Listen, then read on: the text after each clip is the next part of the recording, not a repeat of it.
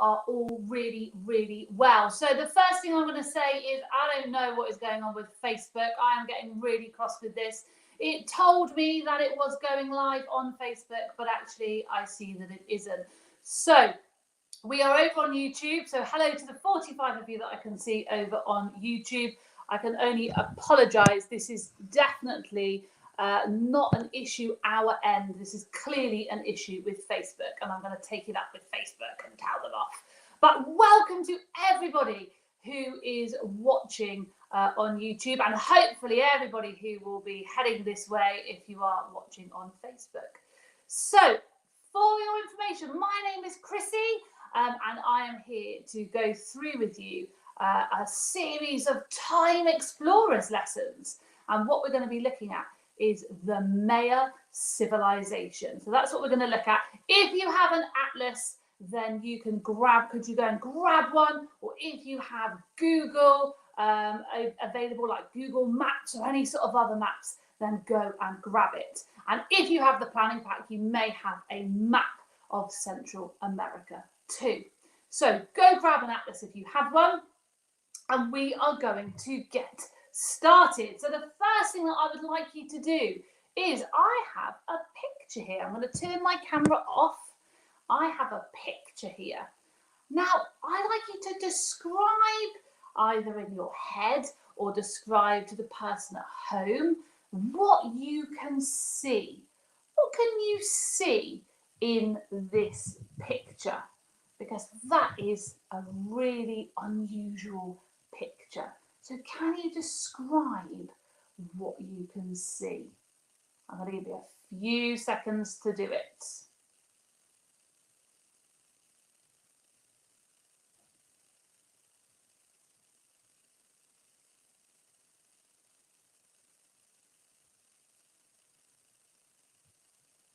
Right. Now it's a fascinating building, isn't it? So if we were going to describe what we could see, well, it looks like it's made out of maybe some sort of rock.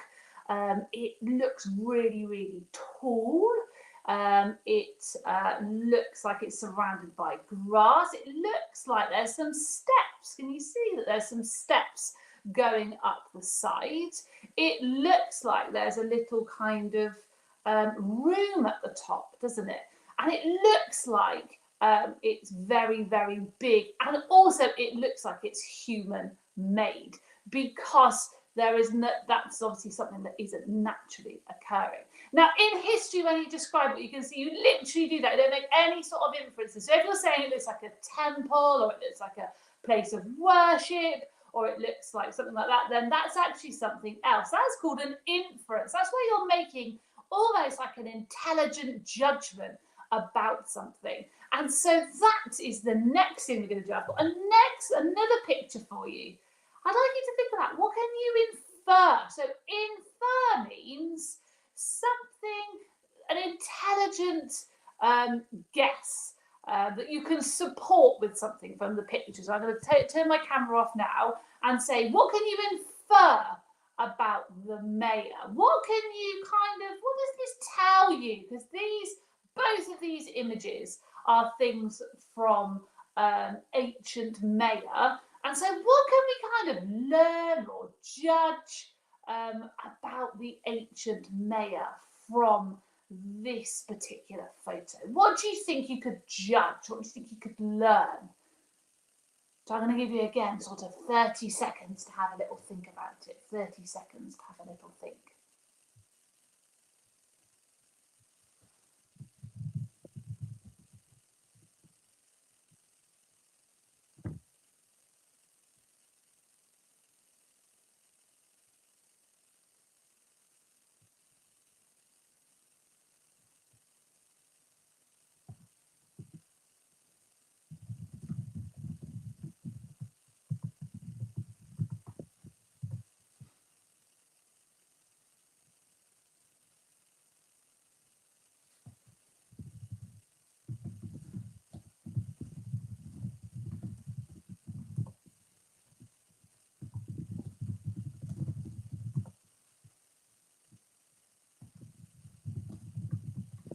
Right, Now, what sort of things did you come up with?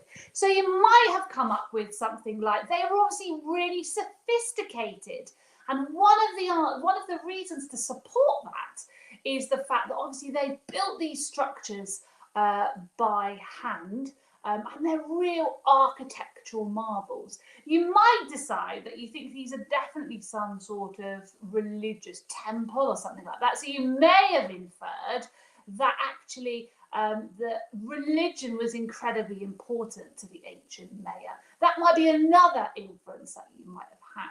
You may, though, have not found it a bit tricky to make some inferences, to make some judgments, because you might not know anything about the Maya, and actually inferences, making those intelligent judgments, are far easier when you have a bit of background knowledge.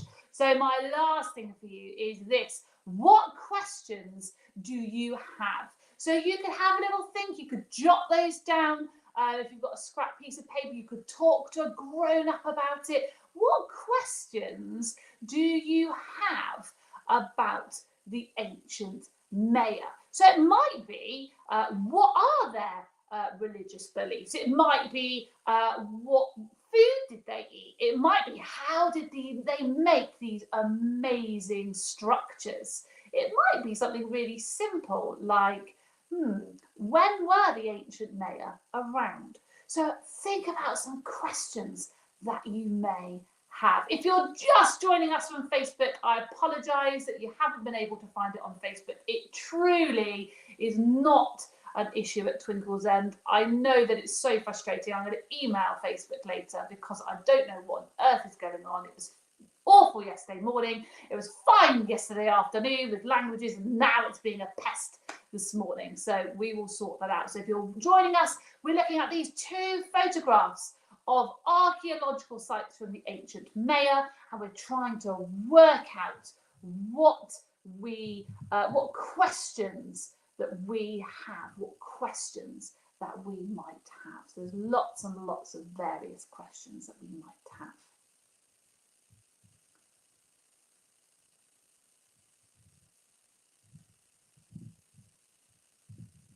So what other things? You could jot them down, you could share them with me later in order to work out.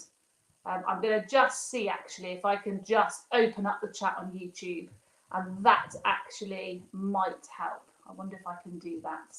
If you can comment, then do comment in the chat. But it might be that it won't work. So the thing to think about is today we are going to look at the Maya. Now, the very first thing to share with you is that when we talk about the Maya, we use the term Maya. We don't use the term Mayan. And I've seen lots of your grown-ups, so this is a big piece of information you can share with them at the end of this lesson. We don't use the word Mayan, we use the word Maya. So if you're talking about Maya religion or Maya clothes or Maya temples or anything to do with the Maya, you use the term Maya. You do not use the term Mayan. It's a real one of those historical misunderstandings. And the reason behind that is because you only ever use the word Mayan when you're talking about the language. And even that is really hard, because when we talk about the Maya, we're actually talking about quite, and this is what we're going to look at today, geographically quite a big area. And there were lots of different tribes that had lots of things in common. And then when the conquistadors came over from Spain, they actually put back to, I'm not getting into colonization today because that's going to be a really big one, but they kind of came up with this, but it's this term, the Maya, but it's very important to know that it's actually lots and lots and lots of different tribes of people, and where they were based is what we're going to look at today. But a really big one is the fact that when you refer to anything, you refer to them as the Maya, and you don't use the term Mayan unless you're using it to describe language. So Mayan language, fine, but everything else is the Maya. So that's something to impart to your grown-ups, because I saw lots and lots and lots of grown-ups talking about the Mayans on social media this week on our Twinkl Facebook page. So make sure you go and teach them after this session. And now, the first thing we always do when we do any sort of history is think about, right, where does this fit in the time that we have done? So the Maya civilization roughly came around about 2000 BC. So you're looking at roughly the sort of times around the Egyptian era. And so if you're thinking about, if you've ever done the Egyptians, it's roughly that. The Egyptians were slightly older at 3000 BC, but roughly that sort of time. And then big cities, as it developed, became sort of bigger and powerful around 300 BC, which we're kind of talking about roughly sort of ancient Greek Roman era. And then it was around about 900 AD where some of the cities in the south were kind of abandoned, and the Maya sort of moved a little bit more north. So they were a bit more concentrated in the north of central South America. And we're going to look at the location in a little bit later. And there's not really much understanding. Anthropological ideas is that maybe there was a huge, extensive drought, and it led the people to move out of the rainforest and up into more of the northern part of Central America.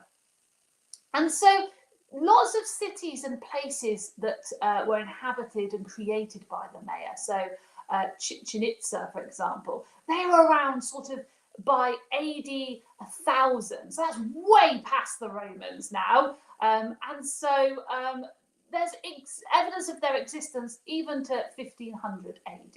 So if we're talking about roughly, we're talking from a British history point, that they kind of originate roughly at the same time as we are in our Stone Age. And if you did the prehistoric module with me, and the Stone Age module rather with me, not prehistoric, the Stone, well, it was prehistory, but the Stone Age module with me last year, that's when the ancient Maya started. But they were still around, the civilization was still around up until the Tudor time. Now, something to say is their decline arrives, and we're not going to talk about colonization today, but that is something that we can talk about in the future. But they started, their cities started to fall into ruin with the arrival of the conquistadors and the Spanish in around the 16th century. And so due to that colonization, a lot of their culture and their buildings and things were destroyed.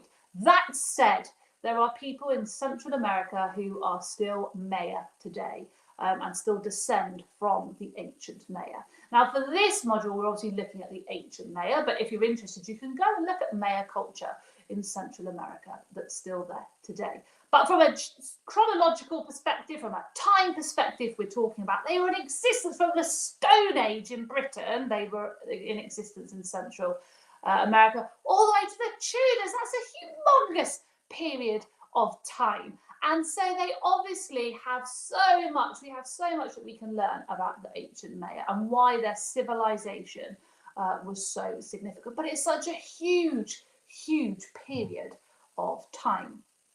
Now, why were they so significant? Why do we often study and learn about the ancient Maya? Well, we're going to play a little game, and I'm going to give you some facts, and I want you to decide whether or not you think those facts are true, or whether or not you think those facts are false.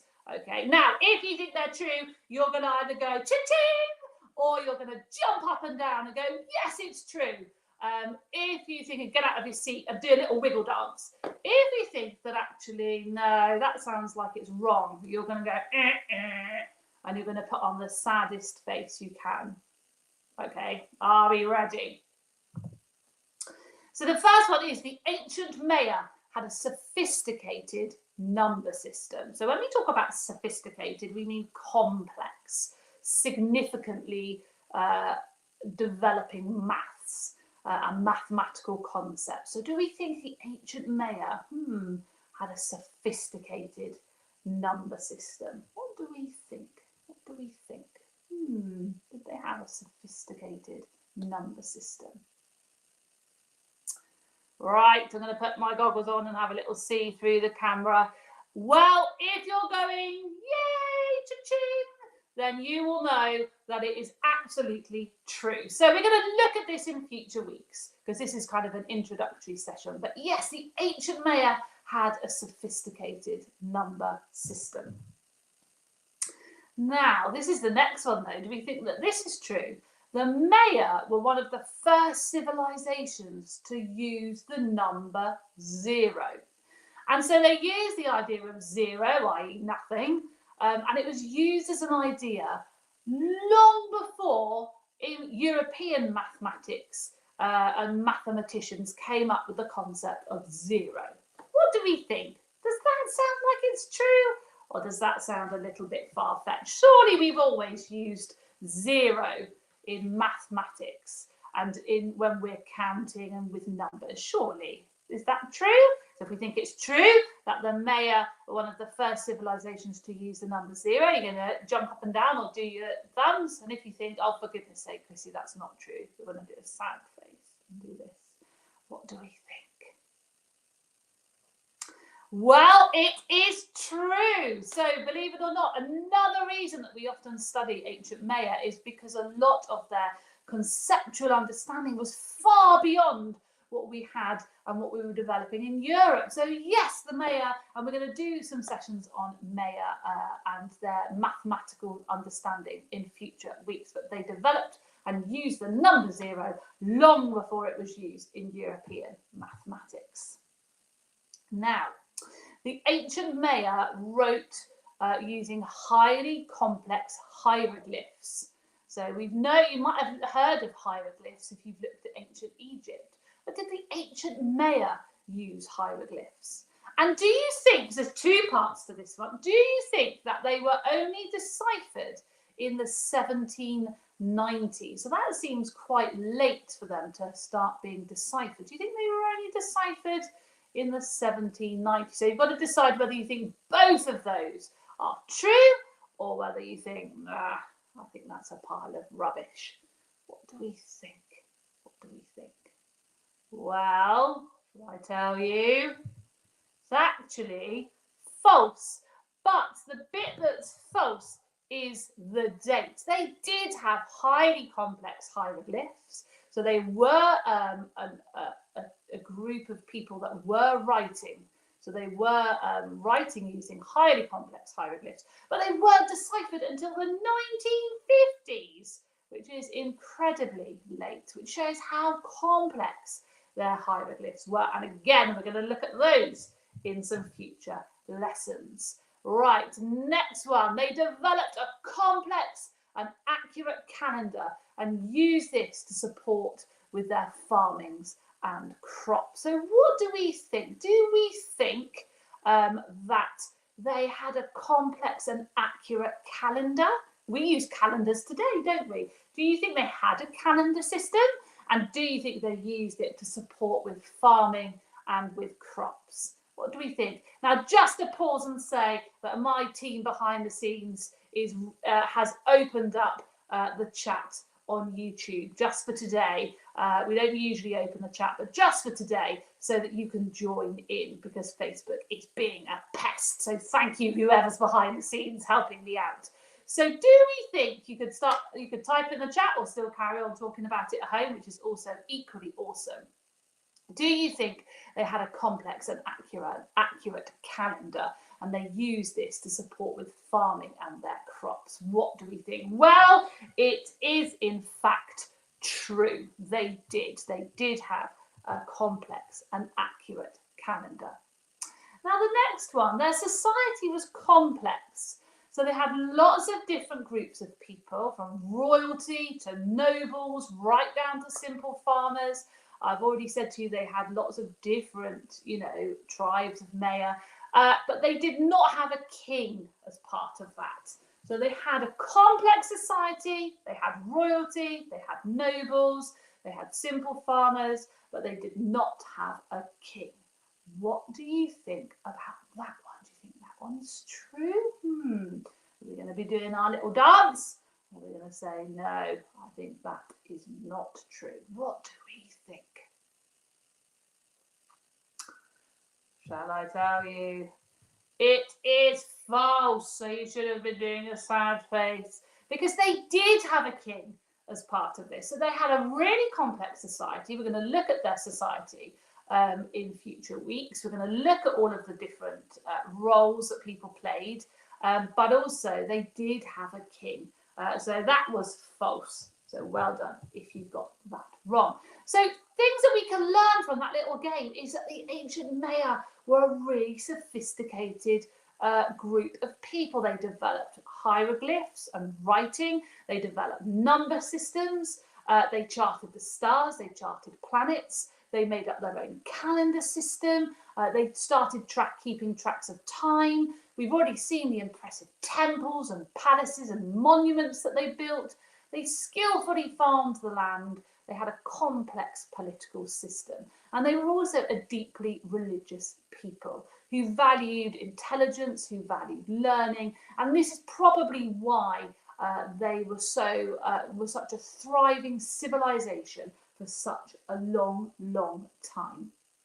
And so all of these things we are going to be looking at in the coming weeks of these sessions. So the next thing I would like you to do, you may have one of these maps which you can use at the end of the session. But if you don't have one of these maps, they were in the planning pack, and I'll talk a little bit later about the planning pack later. If you don't have one of those maps, don't worry at all. But what I would like you to try and go and grab, if you haven't already, is an atlas. So again, in the planning pack, I requested that you brought an atlas. If you don't have an atlas and your grown-ups are there, then you could always use Google Maps and sort of have me on a screen and Google Maps on a screen. But what we're going to do is we are going to work together and we are going to look at where the Maya actually were. So where this ancient Maya civilization actually was. And so we're going to have a little bit of an atlas, I suppose you could call scavenger hunt, or kind of working out where particular places were. So the first thing to say is you don't even need your map and atlas for this if you're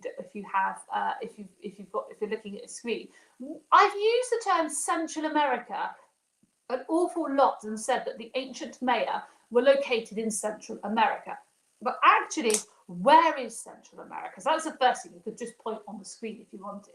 But then get your map or your atlas if you can, and have a look. What countries can you find in Central America? That's tricky, isn't it? Do you know where Central America is? And do you know what countries you can find in Central America?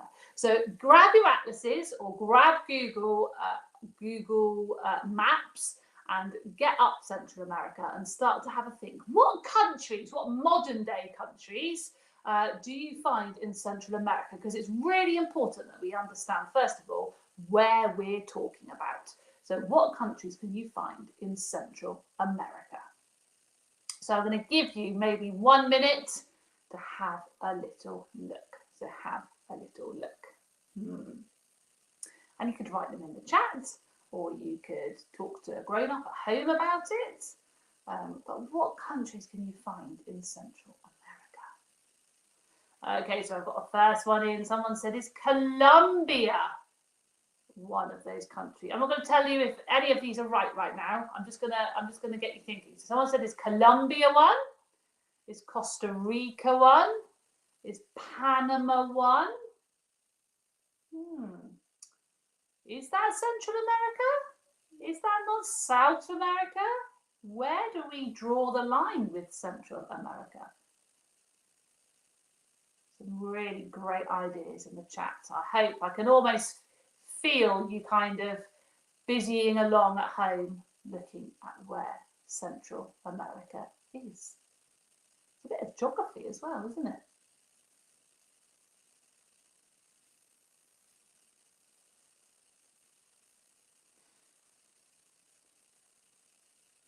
Ooh, it's gone quiet. Maybe people aren't sure. Shall I tell you? Shall we start? Shall we all do it together? Let me show you. So this is the area that that geographers tend to refer to when we're talking about Central America. So Belize Costa Rica, El Salvador, Guatemala, Honduras, Nicaragua, and Panama. So those are the areas that we tend to find, that we tend to refer to when we're referring to Central America. Now, after the session, if you want to, if you've got that map, what you can do is you can find and label those on your Maya map activity sheet. So if you're interested in sort of doing some extra bits after the session, you can label those on your Maya map activity sheet. But those are the countries, those 7 countries: Belize, Costa Rica, El Salvador, Guatemala, Honduras, Nicaragua, and Panama. So when we're talking about modern day Central America, those are the countries that we, or geographers, tend to refer to. But I want to introduce you to a new term now, and the new term is Mesoamerica. Now, Mesoamerica refers to an area where a number, and I'm going to turn my camera off so you can see it, where a number of societies were formed before the Spanish arrived in the 16th century. And so there's a difference between Central America and Mesoamerica. So don't worry if it's a bit too complicated, but I just thought it's interesting to share with you that when you're talking from a historical perspective and you're talking about the time period of the ancient Maya, you often read the term Mesoamerica. And this is where various societies were formed before the Spanish arrived in the 16th century. And the reason is because there is a little bit of Mexico as part of this period, this area. Okay, so we tend to use Mesoamerica because it covers the northern parts of Central America and also a little bit of modern day Mexico. So if we look here, we can see where the Maya were. So the Maya, can you look really closely on your screen to the map from the time of the ancient Maya, and you can see that this whole green area here is where there were various societies. And we tend to refer to this area as Mesoamerica, okay, as Mesoamerica. And so then, as you can see, if we move it on a little bit more, this is the area of the Maya today. So the Maya used to live in the area inside the red kind of outline. Now, in modern day countries, you're looking at Mexico as part of that, as well as Belize and Guatemala, and a tiny area of Honduras, and a very tiny area of El Salvador. So this is where the Maya was, this sort of sticky out bit of Central America. And if you want to, if you've got the map afterwards, you can outline the area of the land where the Maya used to live.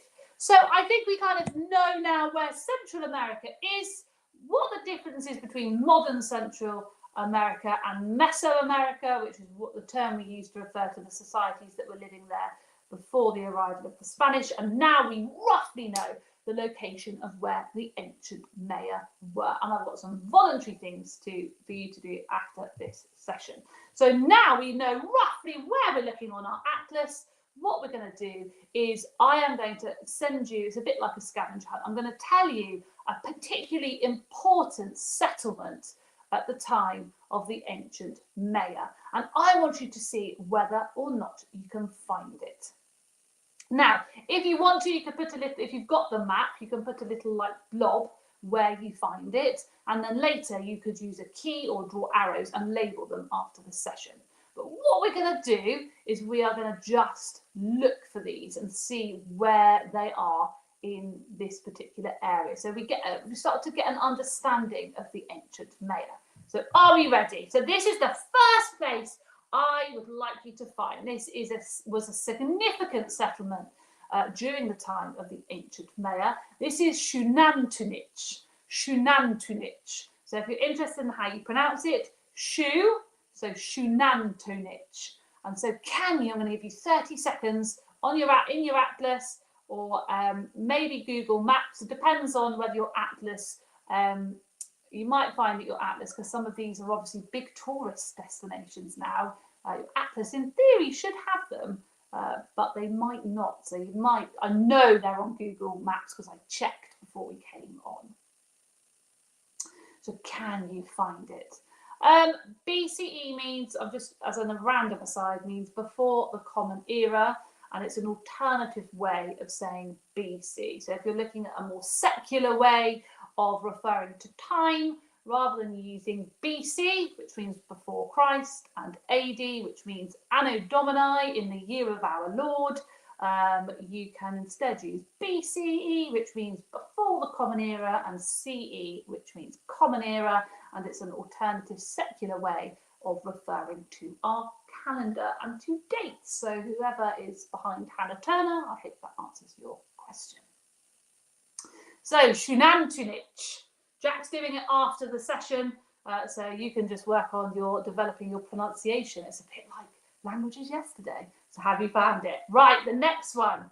Another one that is incredibly, an incredibly famous ancient Maya settlement for tourists, but at the time an incredibly significant settlement in the time of the ancient Maya. And this is Chichen Itza. Chichen Itza. Ah, Jack's doing it. It's in Belize. Oh, is it? I'll show you in a minute. Right, can you find Chichen Itza?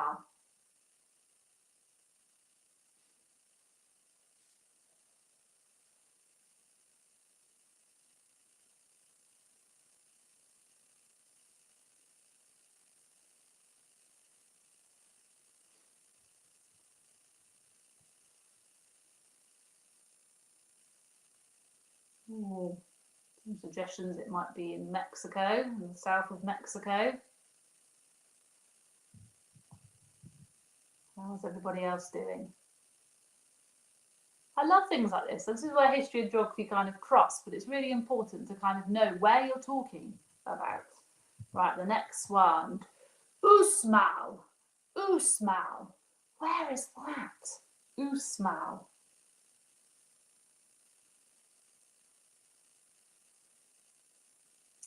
Is it in the green part? Where the green part? Belize. Usmal.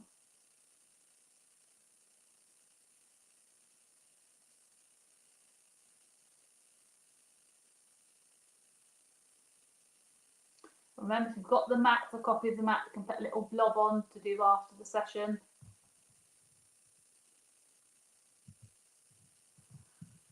Palenque. Palenque. Where would you find that? Palenque. Oh, lots of people finding it. If I'm going too fast, don't worry, you can always pause me, even in a live. So some people say I get so excited and then I move too quick. If I'm annoying you and I'm talking too quickly, then you can just pause the live and then I'll restart. You just won't be live. Oh, is it near to Chichen Itza? Palenque.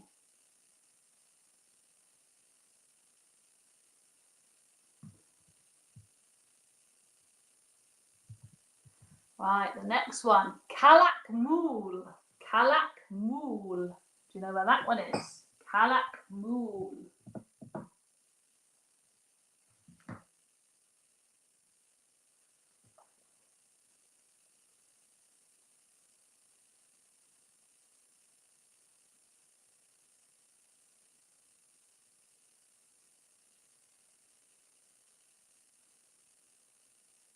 I found that one. Now, if you're still working on those, then that is absolutely fine. So those are the top 5. So just keep working through those. Don't want you to feel at all rushed. And in fact, you could probably mute me if I'm going to confuse you. But if you're super duper awesome at speed, then you want some more challenges. Then I'm going to give you some more. But concentrate on those 5. If you're sort of methodically going through them, that's absolutely fine. But if you're ready for a challenge, I have a few more. So I have Kobar. Where is Kobar?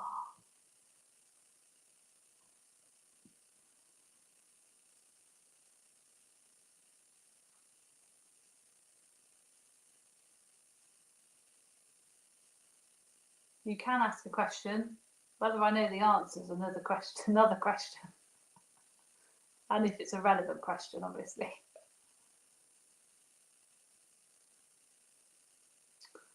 Okay, another one. Copan.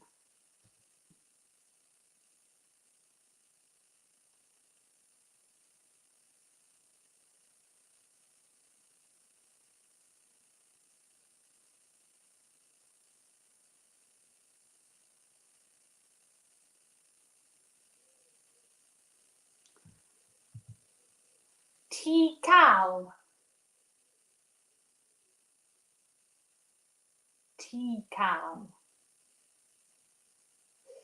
AD stands for Anno Domini, which is Latin, and it means in the year of our Lord. So our calendar is based on Christianity, and so we restarted our calendar from the year that Christ was born. So you can chart how long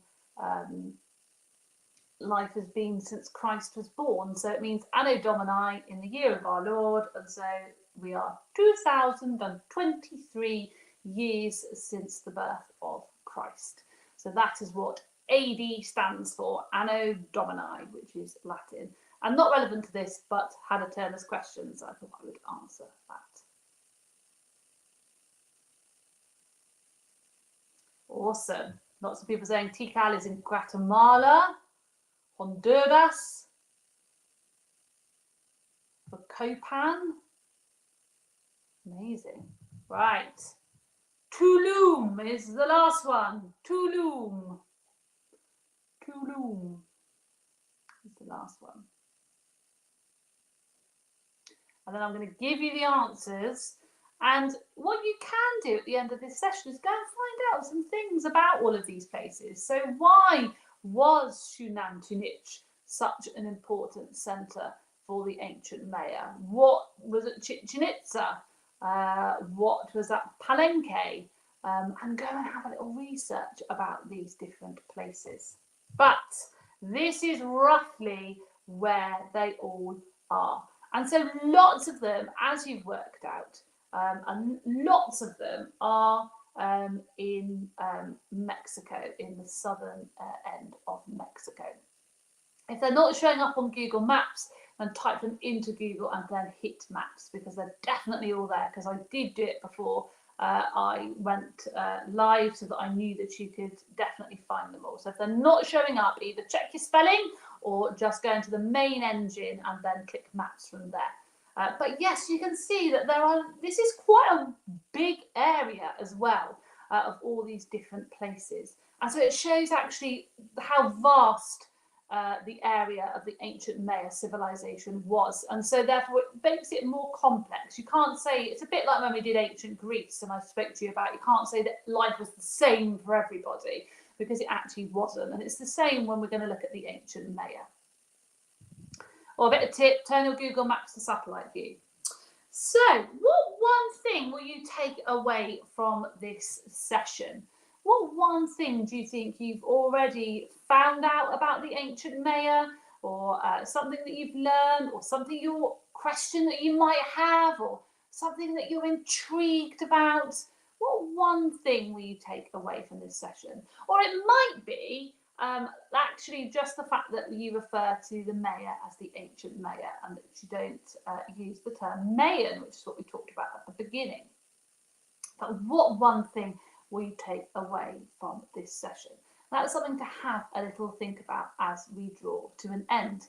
Now, you can share that in the chat with me, or I'll come back to those in a minute. But if you are looking at developing some of these activities at the end of this session, if you want to make this a whole project, what you can do is you could produce a guide to ancient Maya for a tourist.